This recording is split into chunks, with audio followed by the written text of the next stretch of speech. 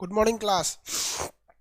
आवाज में थोड़ा प्रॉब्लम होगा बाबू, मेरे में खांसी सर्दी बहुत भयानक हो गया। आप सब बच के रहिए बाबू, क्योंकि इस मौसम गड़बड़ हो रहा है ना। सर्दी हो जाएगा तो फिर पढ़ाई में मन नहीं लगेगा। सही पूछे ना कि सर्दी हो गया तो पढ़ाने में भी मन नहीं करता है, पढ़ने में भी मन नहीं करता है। ठीक है, चलिए उसी में चलते रहते हैं हम लोग। आप लोग से कुछ कुछ चीज़ें देखिए, हर चीज़ें हम तो बताएंगे नहीं। मटेरियल में आपको यूरोपीय यूनियन जगह छूटा हुआ है, आप उसमें जाके भरिएगा यूरोपीय यूनियन कब बना और उसमें कितने देश हैं। यूरो करेंसी यूरोपीय यूनियन के लोगों की एक सिंगल करेंसी है जिसे कहते हैं यूरो करेंसी, वो भी आपको भरना है। तो जो फैक्ट चीज़ें हैं जिसमें कोई कंसेप्ट नहीं है, जैसे हम आपसे पूछते हैं फ्रांस की राजधानी पेरिस है, इसमें कोई कंसेप्ट है नहीं, ये फैक्ट है, तो कम से कम इसको आप भरिए। ज़्यादा मेहनत करेंगे ज़्यादा अच्छा रहेगा। हम जो कंसेप्चुअल चीज़ें होती हैं बता देते हैं। चलिए, अफ्रीका को बताते हैं काला महाद्वीप कहते हैं, किसे कर्क रेखा, विषुवत रेखा, मकर रेखा, तीनों रेखाएं गुजर जाती हैं, इसलिए काला महाद्वीप कहते हैं। इसकी अर्थव्यवस्था का विकास इतना धीमा होता है, आगे नहीं बढ़ती है इसकी अर्थव्यवस्था, इसलिए इसे हम लोग अंध महाद्वीप कहते हैं, धीरे धीरे गति से चलता है। इसमें कई सारे डिस्प्यूटेड एरिया हैं। कितने लोग बता सकते हैं पश्चिमी सहारा नाम के देश पर कौन सा देश अपना अधिकार बताता है? आंसर, पश्चिमी सहारा नाम के देश पर कौन सा देश अपना अधिकार बताता है? पश्चिमी सहारा नामक देश पर कौन सा देश अपना अधिकार बताता है? Very good, Morocco. आप लोग को इसका क्वेश्चन भी चाहिए, मतलब जो अफ्रीका से जो पढ़ाए तो उसका क्वेश्चन बैंक भी चाहिए। अगर चाहिए मतलब अगर रिवाइज कर लेते हो तो ठीक है, नहीं तो क्वेश्चन बैंक चाहिए तो आप बोलिएगा, हम उसको क्वेश्चन टाइप करा देंगे। क्योंकि अभी टाइप नहीं कराएं, क्योंकि हमको टाइप कराने के लिए कुछ जाता नहीं, हम बोल देते हैं मोबाइल में रिकॉर्ड करके बोल देंगे, टाइप राइटर उसको रिकॉर्ड करके फिर लिख देता है। चलिए ठीक है बाबू, बढ़िया। तब आप हमको ये अफ्रीका ख़त्म होने दीजिए, अफ्रीका ख़त्म होते होते हम टाइप करा देंगे आपको, ठीक है। और टेलीग्राम चैनल पर आपको उस पर दे देंगे, फेसबुक पेज पे देख लेंगे। आप मेरे यूट्यूब के वीडियो पे जाएंगे, उस पर लिंक, मेरा जो ऑफिशियल चैनल है उस पर जाके देखेंगे तो उस पर लिंक में फेसबुक पेज है, उस पर डाल देंगे और इसमें भी डाल देंगे। चलिए अब उसको हम आज आज टाइप करने को दे देंगे, सैटरडे संडे मान के चलिए, उसमें हम टाइप करने को दे देंगे। बीच बीच में आप लोग याद दिलाते रहिएगा। हम बहुत बड़े भुलक्कड़ आदमी हैं। ये वाला देश कौन सा है? मोरक्को। मोरक्को जो है ये एक्चुअली में ये किससे अलग होता है? यही अलग होता है किससे? अफ्रीका, यूरोप से। मोरक्को के बाद अल्जीरिया था। अल्जीरिया में पेट्रोलियम वगैरह की मात्रा बहुत ज़्यादा पाई जाती है, अल्जीरिया में पेट्रोल वगैरह ज़्यादा पाए जाते हैं। अल्जीरिया की राजधानी अल्जीयर्स है। अगर आप ध्यान से देखेंगे ना तो ये अल्जीरिया के बगल में आपको क्या मिलेगा? ट्यूनीशिया मिलेगा। आपसे कह दें कि अरब की क्रांति कहाँ से शुरू हुई थी तो क्या जवाब दीजिएगा? अरब की क्रांति कहाँ से शुरू हुई थी बाबू? ट्यूनीशिया से शुरू हुई थी। अरब क्रांति ट्यूनीशिया से शुरू हुई थी। अरब की क्रांति कहाँ से शुरू हुई? ट्यूनीशिया से। अरब क्रांति कहाँ से शुरू हुई थी? ट्यूनीशिया से अरब की क्रांति शुरू हुई थी। यहाँ पर इन लोगों ने अपने सैनिक शासकों के खिलाफ बगावत कर दिया। ट्यूनीशिया की राजधानी ट्यूनिस है। ट्यूनीशिया की राजधानी क्या है? ट्यूनिस है। इसके बगल में एक और भीषण क्रांति हो गई जिसका नाम क्या था भैया? तो ये गद्दाफी की पार्टी थी। किसकी पार्टी? गद्दाफी की। यहाँ पर लीबिया में जो थी, लीबिया के सरकार ने अपनी पार्टी को उखाड़ फेंका। लीबिया की राजधानी क्या है? त्रिपोली। अभी कितने लोग बता सकते हैं कि लीबिया में तुर्की, ये जो तुर्की है ना, इसका एक सैन्य अड्डा है, इस सैन्य अड्डे पे किस देश ने हमला किया था? लीबिया में स्थित तुर्की के सैन्य अड्डा पर किस देश ने हमला किया था? लीबिया में स्थित तुर्की के सैन्य अड्डा पर किस देश ने हमला किया था? आंसर दीजिए।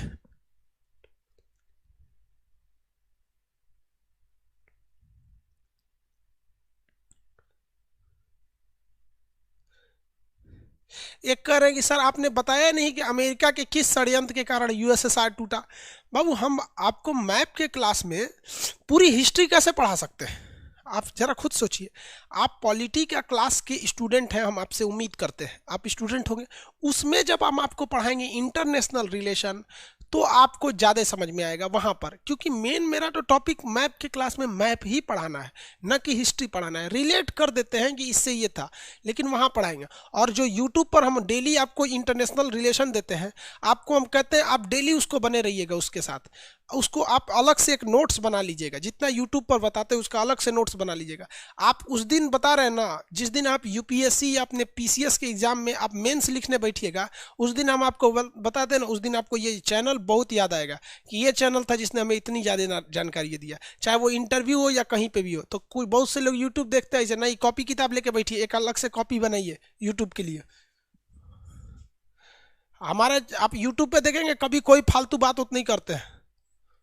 ये समझ में आ गया। इस पर हमला किसने किया था? फ्रांस ने। वेरी गुड, फ्रांस ने हमला किया था। यूट्यूब पे बाबू रोज वीडियो डालेंगे। अब देखिए ना, हम आपको क्या बोलेंगे, खांसी सर्दी इतना भयानक हो गया ना कि आप लोग से फी लिए हुए हैं, फिर भी आप लोग को उतना रेगुलर उतना अच्छा क्लास नहीं दे पाते। सोचो हम बुढ़ा गए हैं, सबसे बड़का दिक्कत क्या है? सब चीज़ें झड़ गया है, हार्ट गुर्दा सब ढीला हो गया है। चलिए देखिए आगे देखते हैं हम लोग। इसके बगल में ये वाला देश मिस्र है। हम आपसे पूछना चाहते हैं, मिस्र का वह भाग जो एशिया में पड़ता है उसे क्या कहा जाता है? मिस्र का वह भाग जो एशिया में पड़ता है उसे क्या कहा जाता है? आंसर दीजिए फटाफट। मिस्र का वह भाग जो एशिया में पड़ता है उसे क्या कहते हैं? Sinai. Very good, Sinai. Sinai पर किस देश ने हमला करके जीत लिया था? सिनाई को किस देश ने हमला करके जीत लिया था? सिनाई को किस देश ने हमला करके जीत लिया था? सिनाई को जीतने वाला देश इजराइल। वेरी गुड, इजराइल था। और इजराइल एक ही शर्त पर सिनाई वापस किया करके दिया था। इजराइल ने एक ही शर्त पर वापस दिया था, और ये कह के वापस दिया कि तुम मान्यता दो कि हम इजराइल एक देश हैं और तुम मेरे लिए खड़े रहोगे। तो इजराइल को मान्यता देने वाला पहला देश बन गया था मिस्र। इजराइल को मान्यता देने वाला पहला देश कौन बन गया? मिस्र। मिस्र में सबसे प्रमुख नदी का नाम नील नदी, और इस नील नदी पर बता सकते हैं कौन सा बांध है? नील नदी पर स्थित बांध का नाम बताइए। नील नदी पर स्थित बांध का नाम? हाँ, बारबरी स्टेट पढ़ाएंगे बाबू, अभी बता देंगे। वेरी गुड, बहुत अच्छा, आप मटेरियल पढ़ते हैं, ये हमको बहुत खुशी हुई।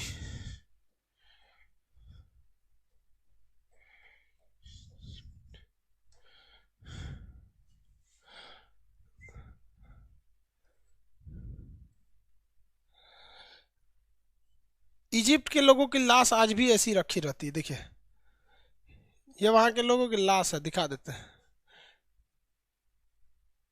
उन लोगों ने केमिस्ट्री के जन्मदाता कहा जाता है मिस्र वालों को। मिस्र वालों ने ही केमिस्ट्री को क्या दिया था? जन्म दिया था।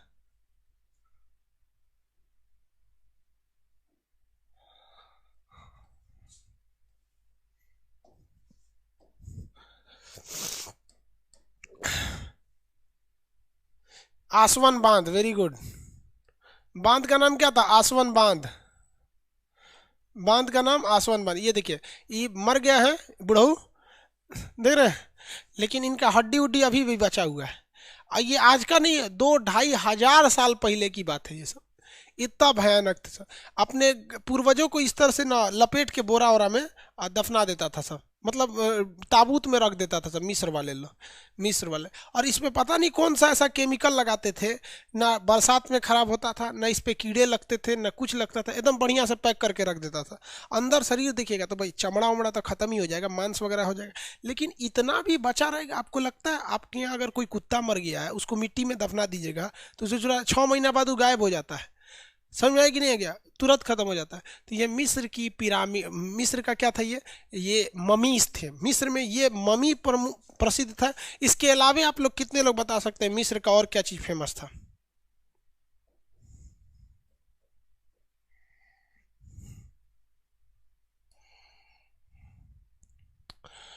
और कितने लोग बता सकते हैं? पिरामिड फेमस था मिस्र के, पिरामिड्स वगैरह फेमस थे सर। ये वहाँ के देवताओं वगैरह के लिए बनाए जाते थे पिरामिड्स वगैरह। सबसे बड़ा प्रॉब्लम पिरामिड को देख के आपको क्या लगता है? कुछ डिजाइनिंग खास नहीं होती थी पिरामिड की। पिरामिड में इतना मेहनत कोई करता कैसे था ये समझ में नहीं आता था, क्योंकि उस वक्त जेसीबी वगैरह कुछ था नहीं। और अगर आप ध्यान दीजिएगा तो ये पिरामिड है, आप कहेंगे क्या है, ईंटा साज दिया है उतना ऊपर ऊपर तक। भाई साहब वो बहुत बड़े बड़े आकार के पत्थर हैं सब, और उन पत्थर का ये कितने ऊंचे हैं, ये कितने ऊंचे हैं, ये अंदाजा इस बात से लगाइए कि यहाँ पर लोग खड़े हैं। देखिए ये लोग खड़े हैं, ये हाइट है यहाँ पर, और अगर ये लोगों की हाइट है तो ये इसकी हाइट है। ये किस तरह से उतने पत्थर को वहां ले गए होंगे, उतना हैवी हैवी पत्थर को। और ये बहुत सारे पिरामिड है।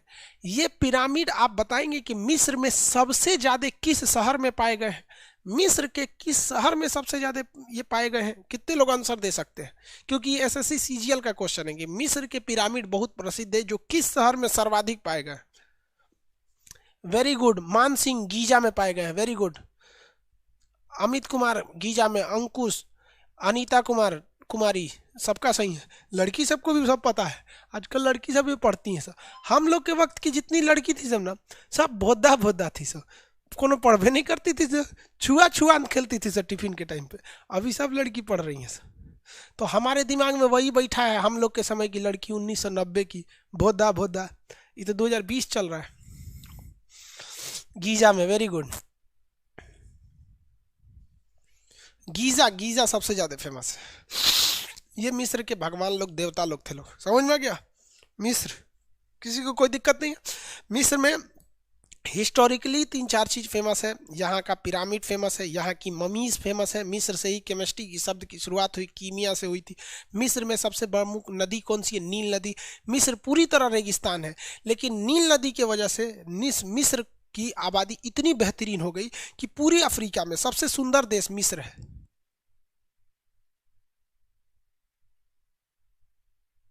पूरे अफ्रीका में बहुत डेवलप देश में आता है मिस्र, बहुत ही डेवलप है मिस्र।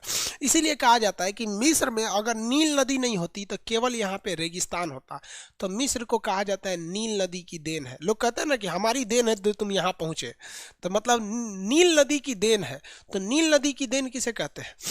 मिस्र को। नील नदी की देन किसे कहा जाता है? मिस्र को कहा जाता है। आगे बढ़े। मिस्र की लड़कियां बहुत सुंदर होती हैं, लेकिन शादी से पहले उसके वो ड्राम हो जाती हैं इतना में, मतलब एक कैमरा से उनका पूरे बॉडी की रिकॉर्डिंग नहीं होगा, मतलब इतना में होती है सर, या ऐसे ऐसे चल जाता नहीं, ट्रैक्टर टाइप की हो जाती है सर मिस्र में।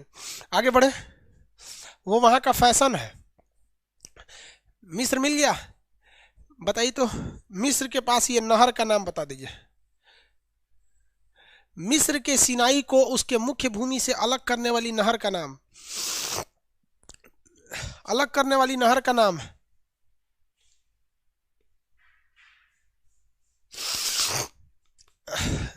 नील है, स्वेज नहर।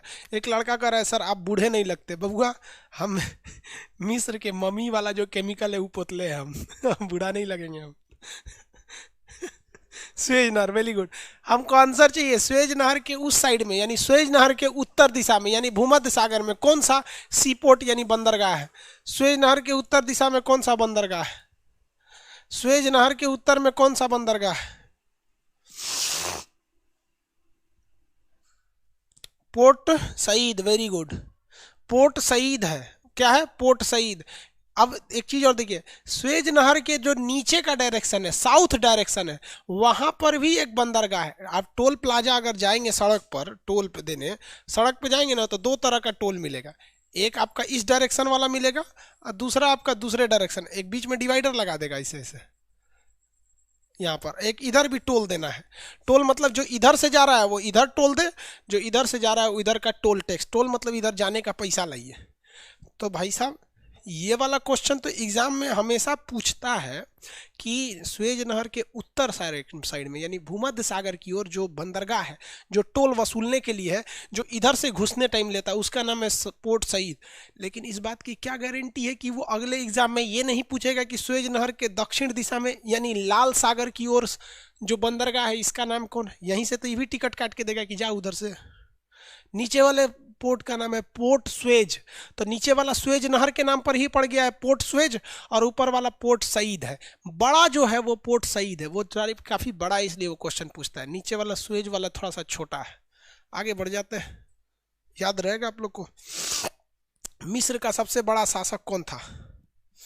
मिस्र का सबसे बड़ा शासक, मतलब आजादी के बाद 1950 तक, नेहरू के समकालीन थे। क्वेश्चन पूछा है जी क्वेश्चन पूछा हुआ है, नाम देके उनका, कर्नल नासिर। कर्नल नासिर, जिन्होंने स्वेज नहर पर अधिकार कर लिया। स्वेज नहर को फ्रांस ने बनाया था, जिस तरह से विक्टोरिया मेमोरियल किसने बनाया है? अंग्रेजों ने। इंडिया गेट किसने बनाया है? अंग्रेजों ने। संसद भवन अंग्रेजों ने। हम लोग भगा के अपना कब्जा कर लिए ना कि भाई हमारा देश है, भागो यहाँ से। उसी तरह यहाँ किसने बनाया था? फ्रांस ने बनाया था। कर्नल नासिर आया, मार और के ध्वस्त कर दिया, भागो यहाँ से, हमारा यहाँ से पैसा हम लेंगे।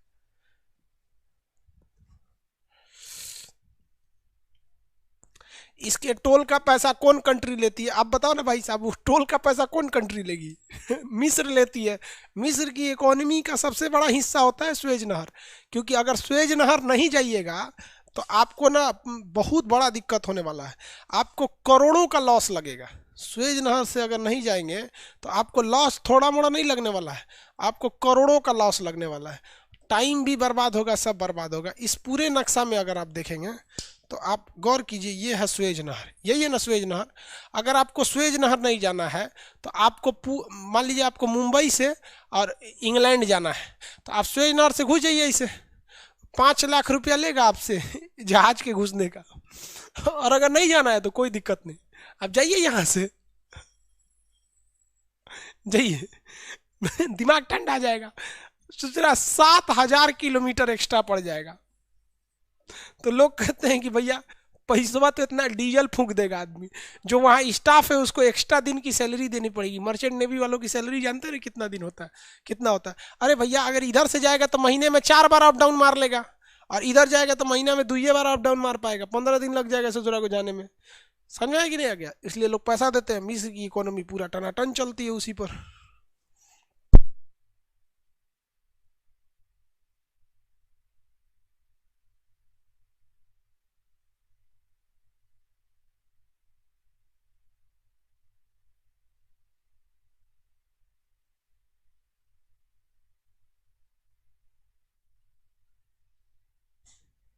बरखोयान सबसे ठंडा जगह,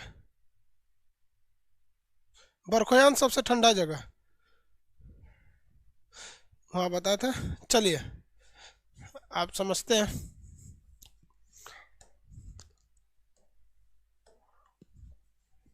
किसी को मिस्र तक में दिक्कत नहीं है, मिस्र तक में किसी को कोई दिक्कत नहीं। चलिए देखिए ध्यान से, अब थोड़ा सा हम लोग फिजिकल नक्शा में देखते हैं। किस नक्शा में? फिजिकल में।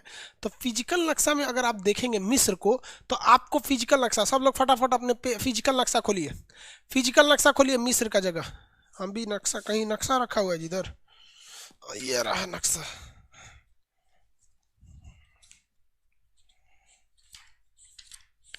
कितने नंबर पेज पे था? फिजिकल नक्शा खोलिए आप लोग। ये वाला जो एटलस है, जिनके पास ये वाली बुक है, उसका पेज नंबर 76 पे फिजिकल नक्शा है। तो फिजिकल नक्शा में आपको आराम से मिल जाएगा मिस्र। अगर इस नक्शा में आप इधर से 4 उंगली छोड़ के, तो इधर से भी तो 4 उंगली छोड़ के होगा, ये वाला जगह होगा मिस्र। मिस्र की राजधानी ऊपर में काहिरा लिखा होगा, स्वेज नहर के पास। देखिए मिस्र की राजधानी काहिरा लिखा होगा, स्वेज नहर के पास। जहाँ सिनाई प्रायद्वीप है, जहाँ स्वेज नहर है, नील नदी का मुहाना, वहाँ लिखा होगा काहिरा राजधानी। मिल गया?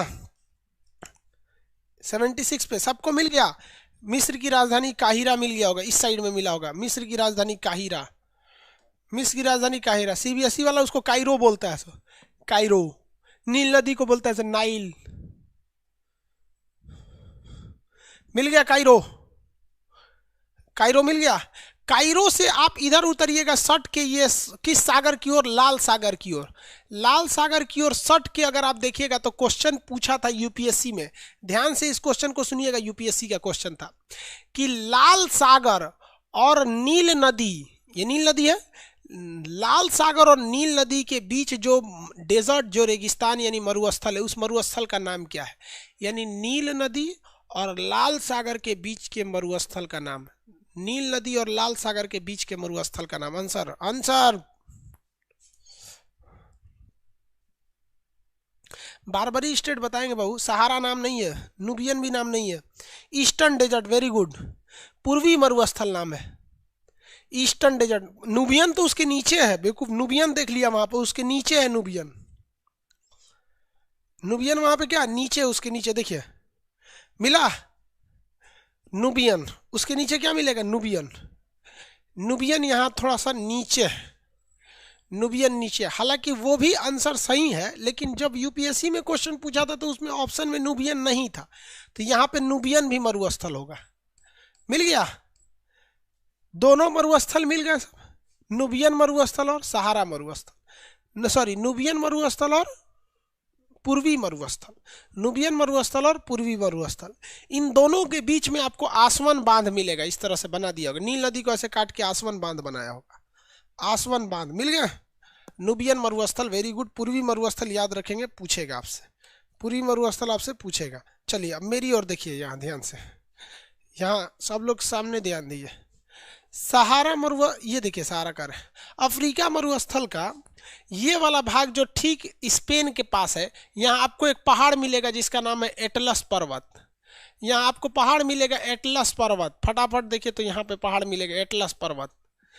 फिजिकल नक्शा में आपको मिलेगा एटलस पर्वत, देखिए यहाँ दिखा देते हैं, स्पेन के जस्ट नीचे मिलेगा, ऊपर में स्पेन, ये रहा एटलस पर्वत।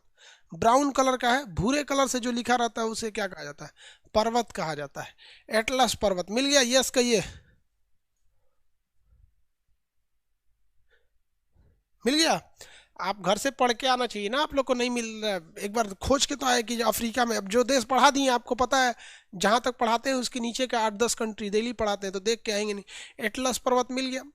एटलस पर्वत जिन देशों में है उस देश को हम बारबरी स्टेट कहते हैं। क्या कहते हैं? बारबरी स्टेट। इसमें कौन आता है? Morocco, Algeria, Tunisia. कौन कौन? Morocco, Algeria, Tunisia. इसी को क्या कहा जाता है? बारबरी स्टेट। क्या कहेंगे? बारबरी स्टेट कहेंगे। कौन सा स्टेट? बारबरी स्टेट। तो वह जगह वह 3 देश जिसमें एटलस पर्वत है, वह 3 देश जिसमें एटलस पर्वत है, उसे हम क्या कहते हैं? बारबरी स्टेट कहते हैं। वह 3 देश जिसमें एटलस पर्वत है उसे क्या कहते हैं? बारबरी स्टेट। कौन सा स्टेट? बारबरी स्टेट। समझ आ गया? कौन सा स्टेट कहेंगे? बारबरी स्टेट। एगो पूछ रहा था बारबरी स्टेट। चलिए मिल गया एटलस पर्वत, किसी को दिक्कत नहीं है। अब आगे का पठार और बताएंगे, पहले इतना ही अभी फिजिकल में देखिए।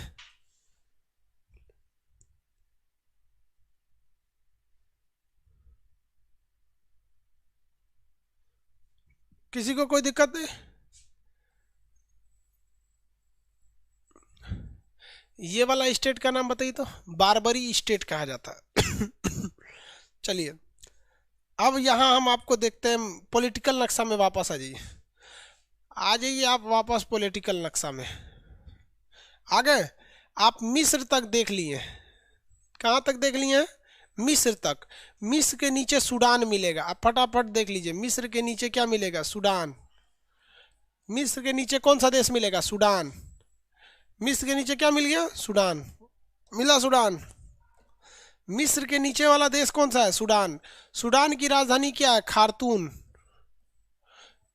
सूडान की राजधानी बताइए। खार्तूम। सूडान की राजधानी खार्तूम। सूडान के नीचे एक दक्षिणी सूडान है, सूडान के नीचे दक्षिणी सूडान मिलेगा आपको, देखिए ध्यान से, सूडान के नीचे दक्षिणी सूडान मिल गया।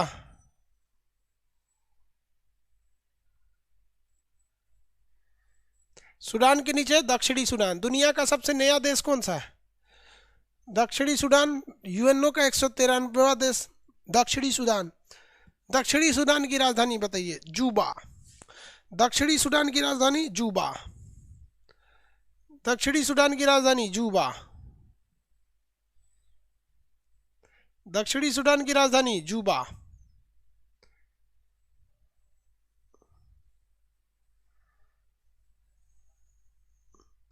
दक्षिणी सूडान की राजधानी जूबा। सूडान से टूटकर अलग हुआ है दक्षिणी सूडान। सूडान से टूटकर अलग हुआ है दक्षिणी सूडान। मिल गया। सूडान और दक्षिणी सूडान दोनों किस लिए फेमस है? यहाँ पर ये बहुत जल्दी अलग हुए हैं सर। सूडान 2011 में किसका सदस्य बना था? 2011 में ये सदस्य बना था किसका? यूएनओ का। यूएनओ का 193वां सदस्य है।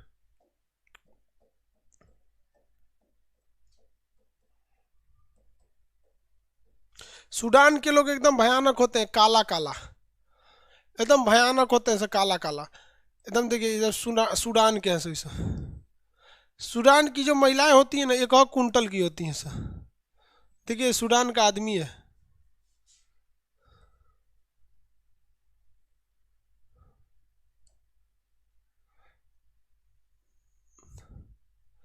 एकदम भयानक होता है सर सूडान वाला।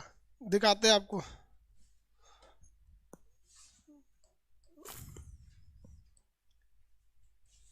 देखिए ये सूडान एकदम मंगरैला की टाइप का होता है सर। इतना भयानक भयानक होता है। सूडान में पतली लड़कियों को बदसूरत बोला जाता है। वहाँ जितना लड़की मोट रहेगी उतने डिमांड ज़्यादा रहेगा। सूडान वाला यहाँ देख रहे हैं, इसको तो अगुआ देख के भाग जाएगा। इसको, इस पे काला रंग चलेगा कि नहीं चलेगा, देखिए ना, काला रंग इस पे पता ही नहीं चल रहा है उतना खास। हाँ? ये सूडान है, खतरनाक कंट्री। तो यहाँ पे ये सूडान, अभी सूडान और दक्षिणी सूडान को लेकर एक विवाद चल रहा है। दोनों, जैसे इंडिया पाकिस्तान अलग हुए तो कैसे विवाद चलता है, वैसे ही देखिए सूडान की राजधानी खार्तूम में दो नदियां आके मिल रही होंगी। आप अपने नक्शा में देखिए, सूडान की राजधानी खार्तूम में दो नदियां आके मिल रही हों। सूडान की राजधानी खार्तूम में दो नदियां आके मिल रही हों।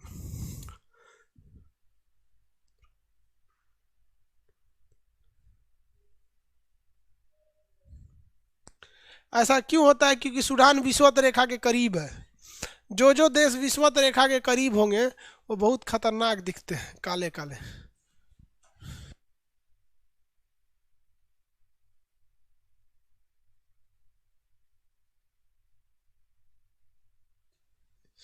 आगे बढ़े,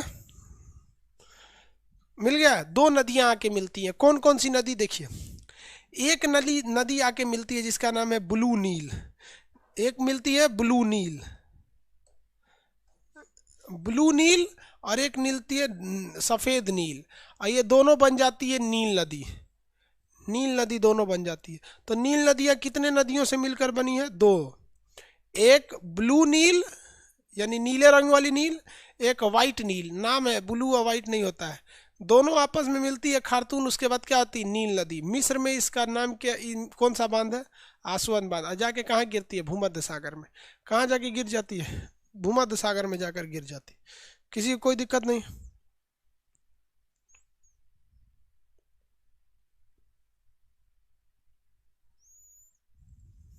हो गया? किसी को कोई दिक्कत नहीं? चलिए अब इसके बगल में देखेंगे, दो देश मिलेगा, चाड और माली। यहाँ देखिए, एक देश मिलेगा चाड, उसके बगल में मिलेगा नाइजर। ये बहुत ही पिछड़े देश है सभी, चाड और नाइजर। देखिए बगल में देश मिलेगा, एक मिलेगा चाड और दूसरा मिलेगा नाइजर। ये मिल गया चाड, और चाड के बगल में मिलेगा नाइजर। मिल गया चाड नाइजर, चाड और नाइजर मिल गया।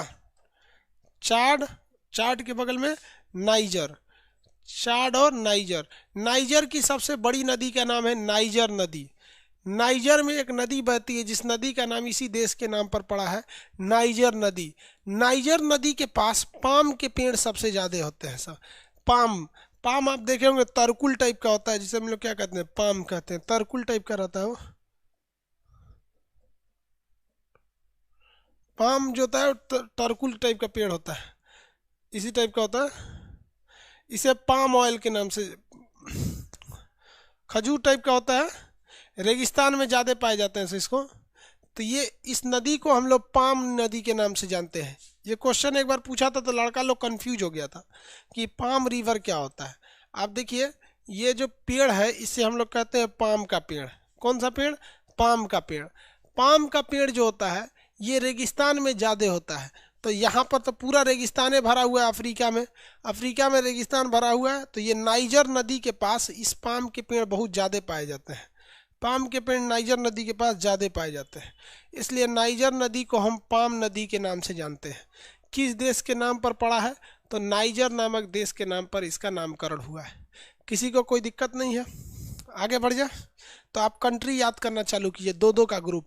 बोलिए, यहाँ पे पश्चिमी सहारा मोरक्को, पश्चिमी Sahara Morocco, Algeria Tunisia, Algeria Tunisia, Libya मिस्र, लीबिया मिस्र, सूडान दक्षिणी सूडान, सूडान दक्षिणी सूडान, सूडान दक्षिणी Sudan, Chad Niger, Chad Niger, Chad और नाइजर।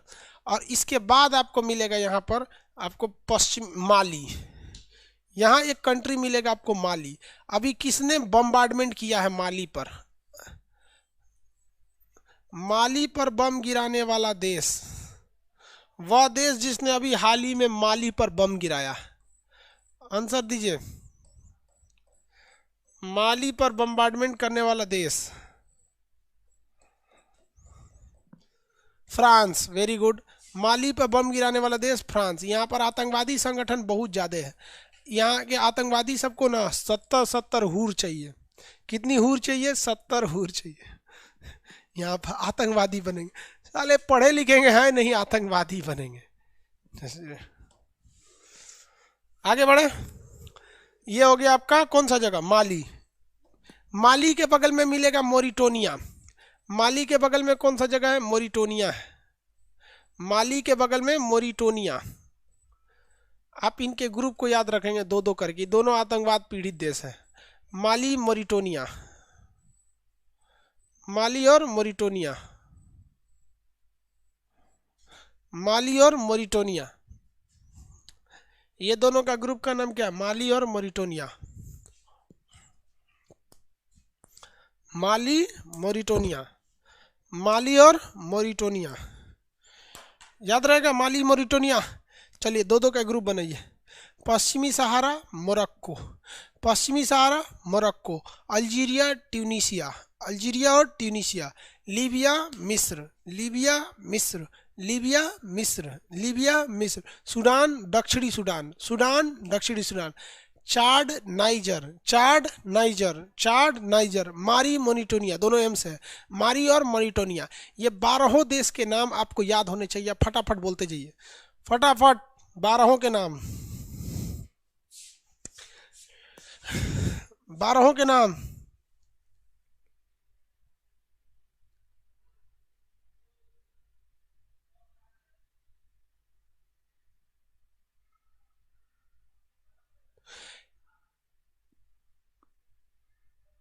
हो गया?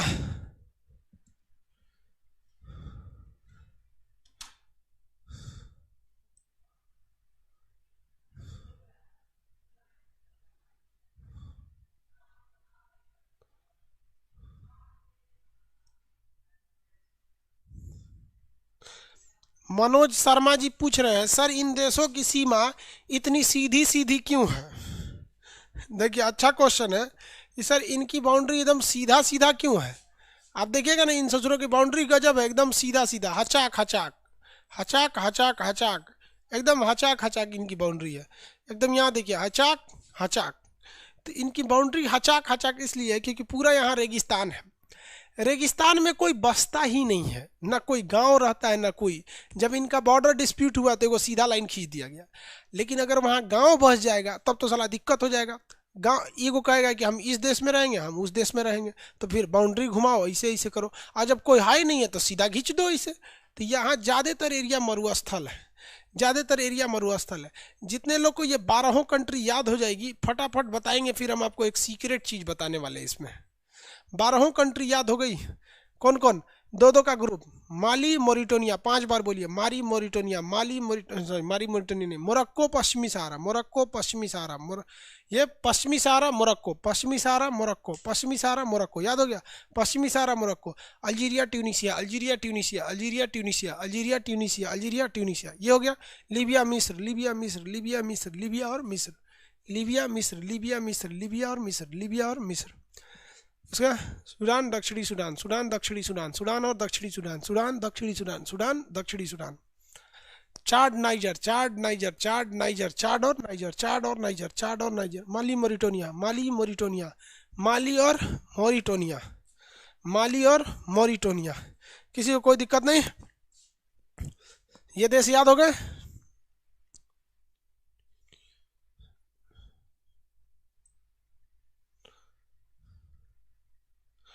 ज्योति चंद्रा, ये तो पूरा लिख दी बाबू, वेरी गुड। नीरज वर्मा, रानी कुमार, रानी कुमारी, संदीप जी, सब लोग का सही है। ये 12 देश याद हो गए आपको? जिनको जिनको ये 12 देश याद हो गए, आपको जानकर ताज्जुब होगा कि इन्हीं 12 देशों में सहारा मरुस्थल फैला हुआ है। दुनिया का सबसे बड़ा जो डेजर्ट है वो सहारा डेजर्ट है।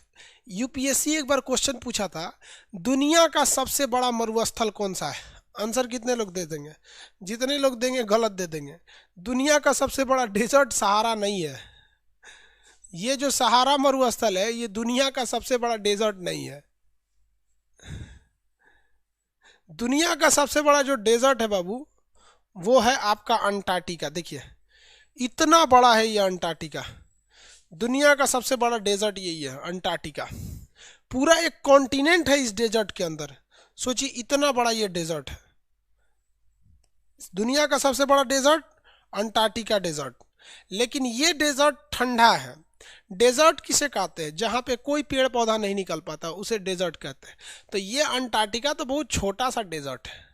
ये सॉरी, सहारा तो छोटा सा डेजर्ट है, इतने में ना है सहारा। अंटार्कटिका देखिए इतना है।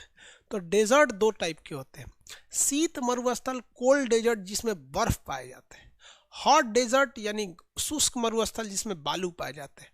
तो शुष्क की कैटेगरी में सहारा एक नंबर पे है। बट आपको क्या लगता है यूपीएससी में ये छोटका क्वेश्चन पूछेगा, सबसे बड़ा मरुस्थल सहारा मरुस्थल, मार के चलाएंगे घरे चुपचाप। दुनिया का सबसे बड़ा डेजर्ट अंटार्कटिका है, बट वो कोल्ड डेजर्ट है, वहाँ बर्फ पाया जाता है। इस हिसाब से भारत में दो ठो डेजर्ट है, एक राजस्थान में गर्म मरुस्थल जिसमें बालू है, एक लद्दाख में ठंडा मरुस्थल जहाँ बर्फ जमा रहता है। तो भारत में कितने मरुस्थल? दो। गर्म वाले में थार मरुस्थल राजस्थान में जहाँ बालू, ठंडा में लद्दाख मरुस्थल वो जम्मू कश्मीर में जहाँ बर्फ पाई जाती है। समझ में आ गया? सहारा मरुस्थल के बारे में एक क्वेश्चन पूछा था 2013 एसएससी एलडीसी इवनिंग बैच में कि सहारा मरुस्थल अफ्रीका महाद्वीप के किस डायरेक्शन में है। तो सहारा मरुस्थल आप बताओ तो बाबू अफ्रीका महाद्वीप के किस डायरेक्शन में है? अगर अफ्रीका महाद्वीप कहता है तो आपको केवल और केवल अफ्रीका देखना है। आपको केवल और केवल बाउंड्री किसकी देखनी है? अफ्रीका की बाउंड्री देखनी है, तब आपको आंसर देना है। तो बताइए अफ्रीका महाद्वीप के ये किस डायरेक्शन में है?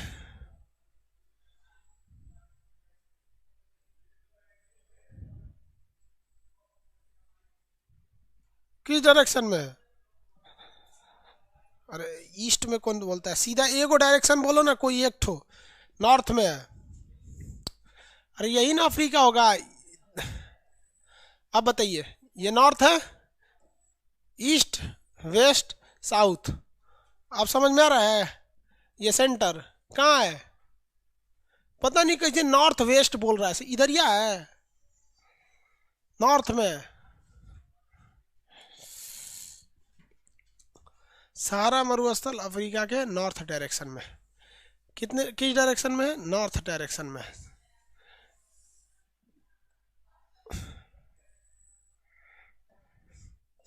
जानते बाबू लड़का यूपीएससी के एग्जाम में फेल हो जाता है, कहता बहुत हार्ड है इसी सब चीज के लिए। वो सब पूरा पढ़ के गया कि सबसे बड़ा मरुस्थल सहारा मरुस्थल, वहां जाके मारेगा गलत हो जाएगा। कंसेप्ट से नहीं पढ़ेंगे हर जगह गलत हो जाएंगे। यहाँ समझ में आ गया कि नहीं आ गया? ठीक है।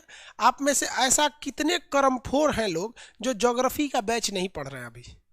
मतलब आप में से जितने ऐसे ऐसे करमजल्ला करमफोर आदमी है जो अगर ज्योग्राफी नहीं पढ़ रहा है, भाई साहब आपको ज्योग्राफी और मैप पैरेलल लेके चलना है। अगर आप ज्योग्राफी नहीं पढ़ रहे हैं तो उस लड़के से मिलिए जो ज्योग्राफी पढ़ रहा है और उससे टॉपिक पूछिए, वो आपको इतना बेहतरीन ढंग से समझाएंगे ना, ग्रहण और ये सब चीज़, पूरा ज्योग्राफी एस्ट्रोनॉमी। तो जो लोग ज्योग्राफी नहीं पढ़ रहे हैं वो कॉपी खोलिए। जितने लोग ज्योग्राफी नहीं पढ़ रहे हैं केवल नक्शा पढ़ रहे हैं, कॉपी खोलिए, फ्रंट पेज, उस पर लिखिए कि मेरा रिजल्ट नहीं होगा। उस पर क्या लिख लीजिएगा मेरा रिजल्ट नहीं होगा। और उसके बाद लिख दीजिएगा, नीचवा लिख दीजिएगा गारंटेड बाई खान सर। खाली नक्शा पढ़ लेगा तो हो जाएगा?